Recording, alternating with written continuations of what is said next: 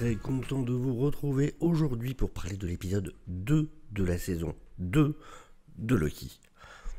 Et alors à partir de maintenant, on arrive à l'épisode 2. Si vous voulez un avis général sur l'épisode, je vais juste vous dire que c'était très bien. C'était encore très bien.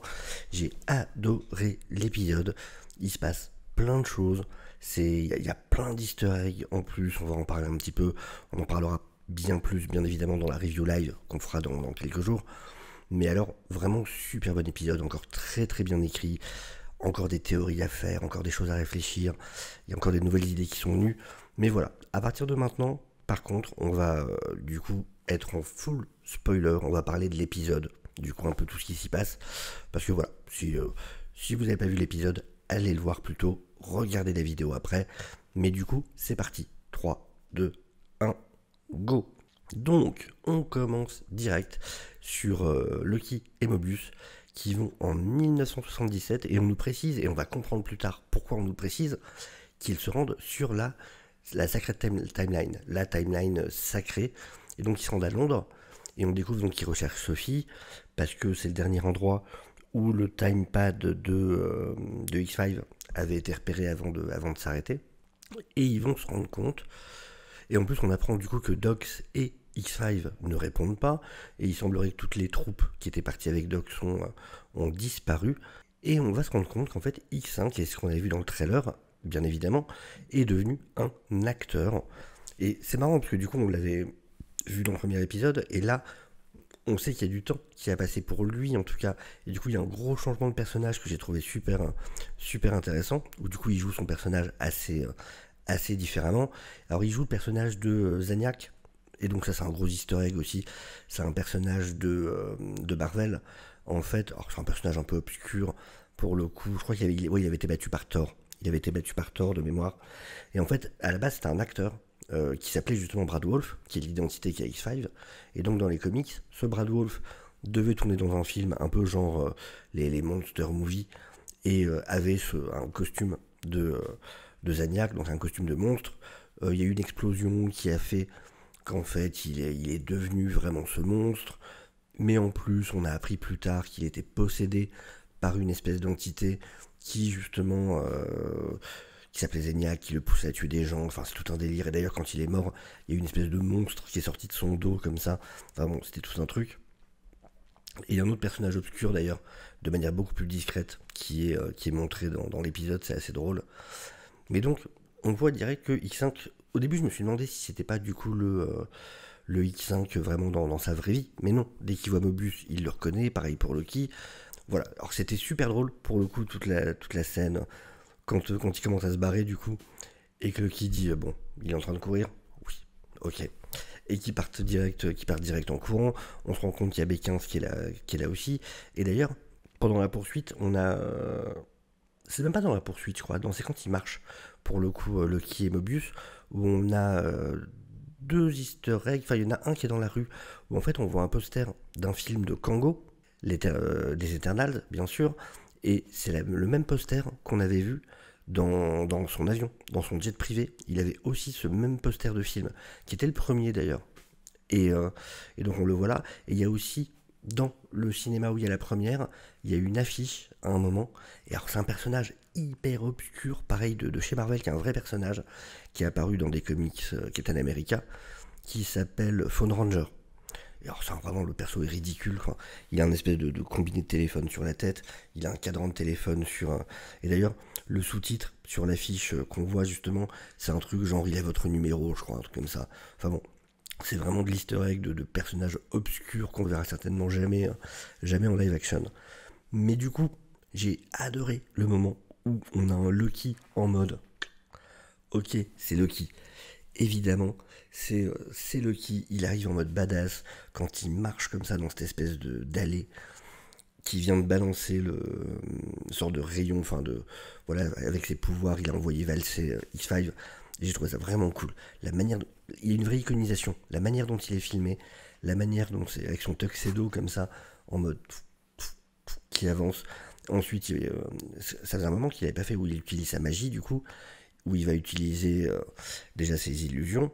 Et on devine que c'est de l'illusion parce que au début, quand on voit l'espèce de groupe avec le punk et tout ça, ils sont beaucoup moins nombreux que dès qu'il les rejoint. Donc c'est un peu bizarre à la manière dont le nombre de gens augmente, mais en fait c'est une illusion par Loki. Il va utiliser aussi sa télékinésie, qu'il n'utilise pas si souvent en réalité, mais du coup il utilise sa télékinésie, il va pour virer le timepad. Enfin, c'est pas un timepad, pour le coup, parce que lui il a été pris par B-15, c'est une espèce de... c'est un truc qui permet de se déplacer juste d'un endroit à l'autre. Et puis le coup avec les ombres sur le mur, où on voit les cornes qui apparaissent justement, enfin les cornes de son costume, j'ai trouvé ça excellent. Vraiment pour le coup, c'est hyper bien fait. Et toujours ce rythme dans les dialogues, cette qualité d'écriture, les échanges entre Loki et Mobius qui fonctionnent super bien. Même X5, qui est super bien écrit aussi, tous ces dialogues sont hyper bien écrits, ça marche à fond, vraiment de ce côté-là, c'est cool, et c'est toujours aussi bien filmé, avec beaucoup de caméras à l'épaule, et ça marche à fond, et les mouvements de caméra, tout est travaillé, les sets, enfin vraiment de ce côté-là, il n'y a rien à redire, c'est vraiment très très bien fait. Et donc ils arrivent bien évidemment à arrêter X5, ils le ramènent du coup à la TVA. On va découvrir aussi que le cœur temporel est en mauvais état. On découvre que Ouroboros ne peut pas ouvrir les portes blindées, et il le faudrait pour qu'il puisse agir, en fait, réparer les choses. Ce qui n'est pas possible parce qu'il faut l'aura temporelle de Kang, il semblerait. Il faut l'aura temporelle de celui qui a construit tout ça. Et je me dis, alors attention, si vous n'avez pas vu les trailers, coupez le son pendant 10 secondes, le temps que je lève la main, coupez le son. Si vous n'avez pas du tout vu les trailers ou quoi, ce que je vais dire là c'est dans les trailers. Mais du coup je me dis, et voilà, quand je baisse la main, ça veut dire que j'ai fini de parler de ça. Mais je me dis du coup, certainement pour ça qu'ils vont aller chercher Victor Timely. C'est pour, et pour les aider à réparer la machine, et pour, parce qu'on le voit dans le trailer, que justement sur scène, il a une machine qui ressemble exactement à celle qui sert pour tisser un peu, pour récupérer les différentes timelines. Et donc, en toute logique, ils vont aller le chercher pour les aider à réparer ça. Mais en plus, étant un variant de Kang, j'imagine qu'il peut permettre d'ouvrir en plus d'ouvrir la porte. Donc il y a les deux utilités pour le coup. Hop, voilà pour ça. Et par contre, il y a une question que je me pose vraiment. Je me demande si Ouroboros ne serait pas plus important qu'on le pense. Parce que c'est quand même un personnage. C'est le seul à qui on n'efface pas la mémoire. C'est celui qui construit tout pour la TVA. Et je me dis, les technologies de la TVA, j'aurais tendance à penser que c'est des choses créées par Kang. Et du coup, je me demande, est-ce que Ouroboros aurait directement été formé par Kang? Ou est-ce qu'Ouroboros ne pourrait pas être un variant de Kang? Ça serait une possibilité. On sait qu'il peut y avoir des formes très différentes. Du coup, et si Ouroboros était lui-même un variant de Kang? Et du coup, après, c'est possible que son aura temporelle ne suffise pas pour ouvrir la porte, parce qu'il est trop différent. Peut-être qu'il faut un variant de Kang qui soit plus proche de celui de base. Mais bon, je me pose des questions sur Ouroboros, du coup, quand même. Alors pareil, qui est toujours excellent aussi, qui est très drôle. Enfin, justement, à ce moment-là, quand il leur dit, ok, ouais, votre tempad qui a été modifié, donc on apprend qu'il a été modifié, il fait, ok, c'est cool, ça a été modifié. Par contre, je peux m'en occuper si vous voulez. En revanche, peut-être que la fission du cœur et la destruction de toutes les réalités est plus importante. Non, en termes de priorité, vous me dites, je fais quoi? Ok, vas-y, protège la timeline plutôt, bien évidemment. On nous confirme que Miss Minute est toujours absente. Et d'ailleurs, Loki et Mobius vont même apprendre qu'en fait, c'est Miss Minute qui a aidé Renslayer à disparaître. Et ça, je l'avais dit, effectivement, c'était sûr que ça allait servir le truc de Kazé, où effectivement, il connaît le manuel par cœur, et du coup, c'est lui il voit l'appareil de X5, et il comprend directement que ça ne sert pas à cacher la position, et du coup, c'est lui qui va l'étudier pour eux, parce que voilà, lui, le manuel, il le connaît par cœur, pour le coup. J'ai adoré toute la partie, vraiment, elle était géniale, la partie de l'interrogatoire, avec Brad, du coup, X5, qui... je trouve les scénaristes font vraiment un super taf. Parce que par exemple, quand Mobius et B-15 et Loki ont arrêté X5, dans ma tête je me disais, mais en même temps, justement, vous, surtout B-15, qui disait justement, mais on nous a volé nos vies, vous voulez pas retrouver vos vies, ainsi de suite. Et j'avais pensé à ce truc de, Mais du coup, vous arrêtez Brad pour avoir fait ce que vous dénonciez, juste, enfin, ce que vous vouliez que les gens de la TV fassent. Et c'est adressé parce que les scénaristes sont bons et ils se posent les bonnes questions et ils relisent leur scénar et ils se disent attends, ouais, mais là, faut que ce soit logique, la machin, la truc. Et ça je kiffe. Moi, j'adore ça. Vraiment, j'adore ça. Et du coup, lui-même va l'adresser et lui-même va te parler de tout ça, justement. Et il le dit. Mais sauf que ils vont donner la raison, justement, ça va permettre de justifier ça, où c'est, ils ont besoin de retrouver Sylvie, ils ont besoin de comprendre ce qui se passe pour pouvoir protéger la réalité, l'univers. Donc du coup, tout fait sens au final. Et ça, vraiment, encore une fois, c'est hyper bien foutu de la part des scénaristes. Et donc, ouais, toute la scène d'interrogatoire fonctionne super bien avec Brad qui arrive comme ça à rentrer un peu dans la tête de Loki, en nous rappelant en plus du coup, bah voilà, ce qu'est Loki. Faut se rappeler que ce Loki, à ce moment-là, il y a une semaine, il était dans le premier Avengers. Hein. Ce Loki qu'on a là, il y a une semaine et demie, il vivait les événements de New York. Il n'y a pas tant de temps que ça. C'est vrai qu'on a du mal à se rendre compte qu'il y a des années qui sont passées pour nous, mais en réalité, c'est une semaine et demie pour lui. Hein. C'est pas grand-chose. Donc il s'est passé beaucoup de choses en très peu de temps, en vrai. Mais c'est encore ce Loki-là. Voilà, enfin, c'était ce Loki-là il y a très peu de temps pour le coup. Et c'est intéressant toute la partie avec X5 qui explique que Loki aggrave toujours les choses en fait. En gros, ça rappelle vraiment le côté de ce qui avait déjà été dit dans la saison 1, où Loki, son destin c'est de se planter, mais c'est de réussir à ce que les autres autour de lui, eux, deviennent formidables, du coup. Mais lui, de base, est un vilain, et c'était super bien foutu, toute la façon où X5 va lui dire arrête d'être un héros, tu es un vilain, et tu es bon en tant que vilain. J'ai trouvé ça super classe. Et donc ouais, après il y a tout le monologue de Loki du coup qui effectivement, enfin voilà, on voit quand même que ça le touche. Mais au final, c'est Mobius qui du coup va craquer d'abord et frapper X5 parce que en gros voilà, il le cherche sur le fait qu'il sait pas qui il est, qu'il n'est rien, qu'il ne connaît même pas sa vraie vie, qu'il ne connaît même pas son vrai nom. Et ça va donner du coup ensuite la scène de la tarte qu'on avait vu justement dans le trailer de cette salle comme ça avec les distributeurs, où on voit qu'il manque que de la tarte. Il n'y a que ça. Il n'y a pas le choix. Ils ont que des tartes. Mais pareil, encore une fois, dialogue hyper bien écrit. Les sets sont tellement classe. C'est simple, mais c'est classe. Ça rend tellement bien. Toujours ce côté très à la Wes Anderson. Dès qu'ils sont en intérieur, dans la TV, il y a vraiment ce côté Wes Anderson à fond, clairement. Et on va comprendre que voilà, Mobius a peur de savoir quelle était sa vraie vie, parce que, et si elle lui plaisait. Et le problème, c'est qu'il y a tellement de choses à gérer là, ils sont en train d'empêcher la fin du monde. Le problème, c'est que il peut pas se permettre d'avoir l'esprit occupé par autre chose. Et il peut pas avoir cette frustration de se dire, qu'est-ce que je fous là? Cette vie, en fait, elle est géniale, c'est ça que je veux. Et du coup, il a peur de découvrir quelle était réellement sa vie.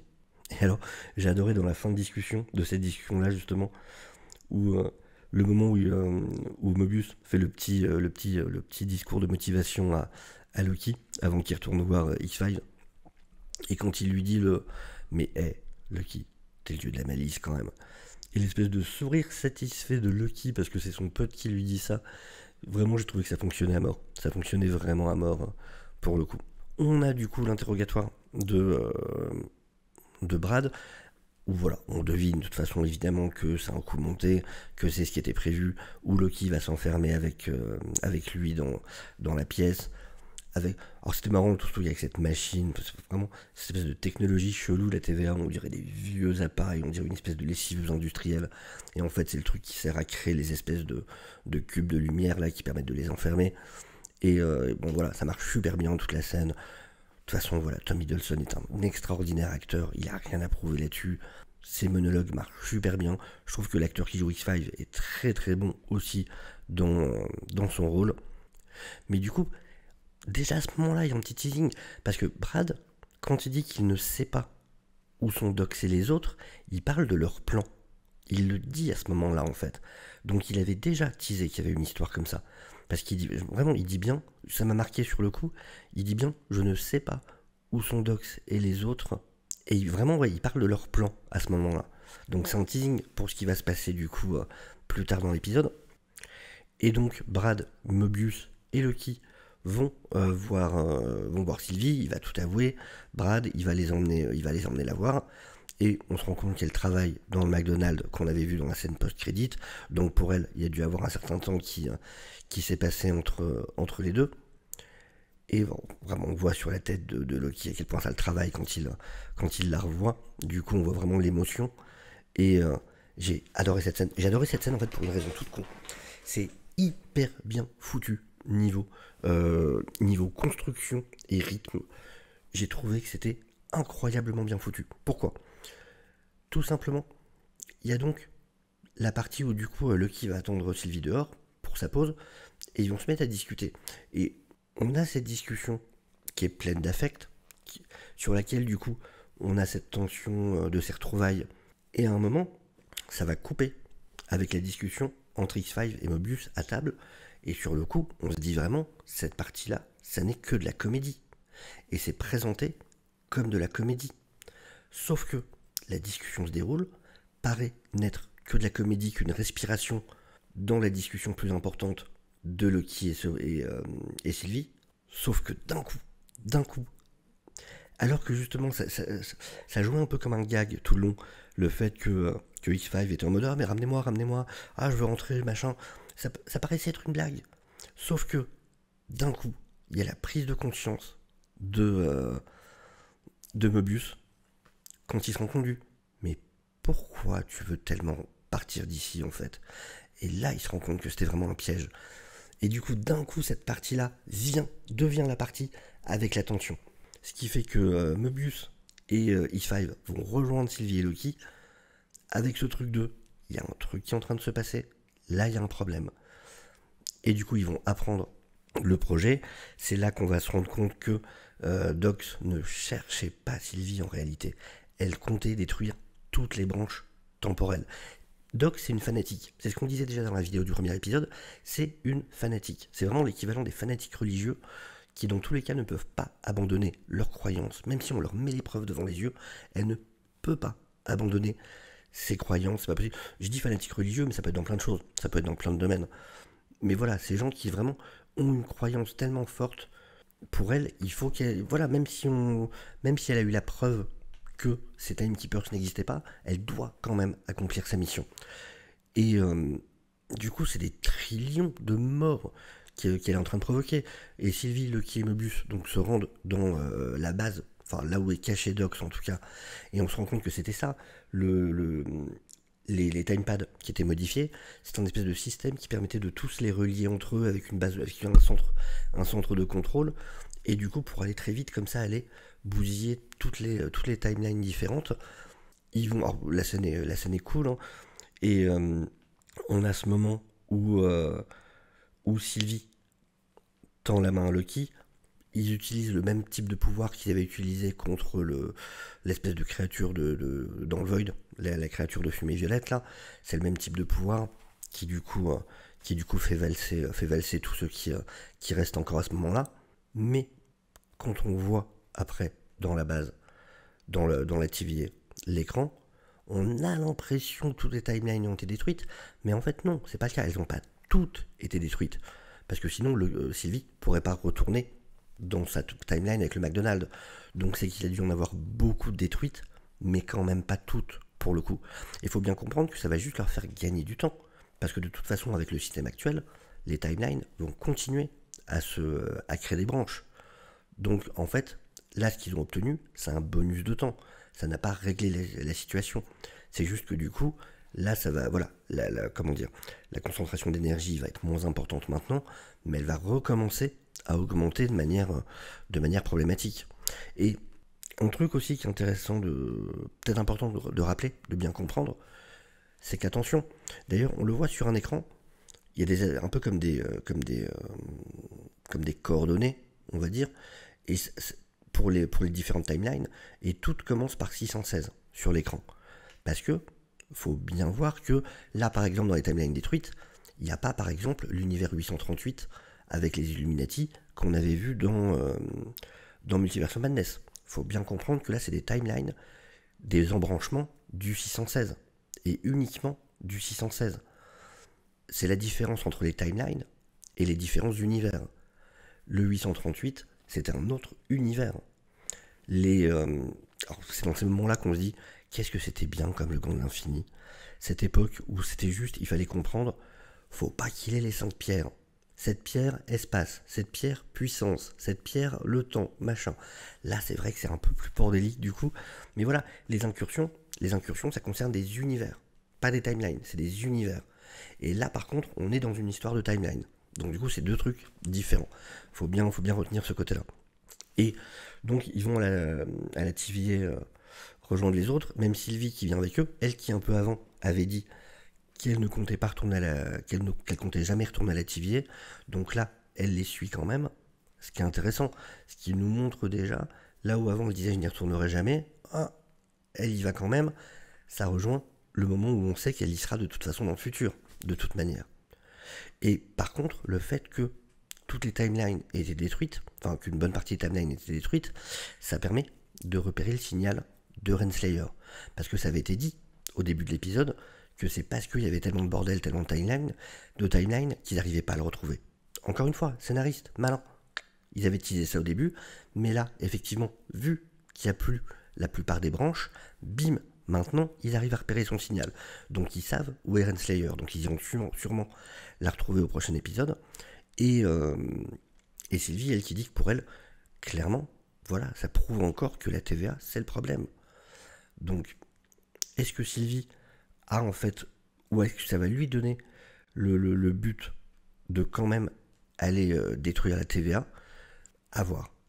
Est-ce que à la fin, quand elle dit en fait à Loki, dans le premier épisode, quand il y a le moment où elle sort de l'ascenseur, est-ce qu'elle parle à Loki ou est-ce qu'elle parle à la personne derrière lui? C'est aussi une possibilité. Ça se trouve, derrière elle, c'est peut-être quelqu'un d'autre. Vraiment, je pense que c'est Loki. Pour moi, en tout cas, c'est ce qu'on veut nous faire penser. Ça, c'est sûr. Peut-être que c'est vraiment le cas. Peut-être que c'est une fausse piste. Est-ce que ça serait Ouroboros? Est-ce que ça serait quelqu'un d'autre? Je demande qu'à être surpris. Tant mieux, moi, si on m'emmène dans une direction, ce qu'on appelle un red herring en anglais, c'est-à-dire une fausse piste, et si on m'emmène dans une fausse direction, et que la proposition finale n'est pas celle que je pensais, mais que c'est bien foutu, c'est encore mieux. C'est encore mieux. J'en serais très content. Et donc, on va retrouver ensuite Sylvie sur cette timeline, et une fois que le petit jeune à qui elle parle part, on voit qu'elle a toujours l'appareil c'est l'appareil qu'avait Kang, ce truc qui brille qu'elle tient dans la main, c'est un peu le master... comment dire, les appareils qu'ils ont, les timepads, c'est un peu le master timepad. C'est vraiment le timepad du maître. Donc, elle fait un regard, on se dit, qu'est-ce qui se passe? Il y a un truc qui se passe. Ou alors, est-ce que c'est ce que Loki lui a dit, qui l'a fait réfléchir, et elle se rend compte qu'effectivement, c'est bien beau. En plus, le gamin, parce qu'elle parle au gamin, elle lui demande si sa mère vient bien la chercher. Il lui demande si elle sera là demain. Elle dit oui. Donc peut-être qu'en fait, elle prend cet appareil en mode, après tout, Loki avait raison. Quoi que je pense de la TVA, si on fait rien, de toute façon, il n'y aura plus de timeline. Donc c'est possible que ce soit pour ça à ce moment-là qu'elle le regarde. Donc mais vraiment non, enfin hyper intéressant. C'est vraiment, ça fait réfléchir. L'exécution est excellente, vraiment. Plein de petits détails à tous les niveaux. C'est bien filmé, la musique est excellente. C'était rigolo d'ailleurs la version du thème de Loki en mode disco, quand ils sont en 77. La petite référence à Brigitte Bardot. Bon, qui a mal vieilli, hélas. Mais je parle pas physiquement, je parle vraiment dans ses choix. Mais non, vraiment, je prends plaisir. Je prends plaisir à fond pour l'instant, là. On est à un tiers de la série, mine de rien, parce qu'il y a que 6 épisodes. On est à un tiers de la série. Et c'est cool. Franchement, ne décevez pas, quoi. C'est vraiment bien ce que vous faites pour l'instant, et j'espère que ça va continuer comme ça. Enfin, voilà. Du coup, on fera la review live, je pense, mardi de la semaine prochaine. Et puis voilà, je crois que j'ai dit à peu près tout ce que je voulais pour l'instant pour cet épisode. En tout cas, voilà, c'est un gros oui, encore une fois, de mon côté. N'hésitez pas à me dire, vous, ce que vous en avez pensé, bien évidemment, en commentaire. Si vous avez des théories, s'il y a des trucs sur lesquels vous n'êtes pas d'accord ou quoi que ce soit. N'hésitez pas à vous abonner si vous n'êtes pas encore, bien évidemment, ça fait extrêmement plaisir. N'hésitez pas à liker la vidéo, n'hésitez pas à la partager. Et sur ce, je vous souhaite à tous une excellente journée. Et je vous dis à très bientôt. Ciao, ciao.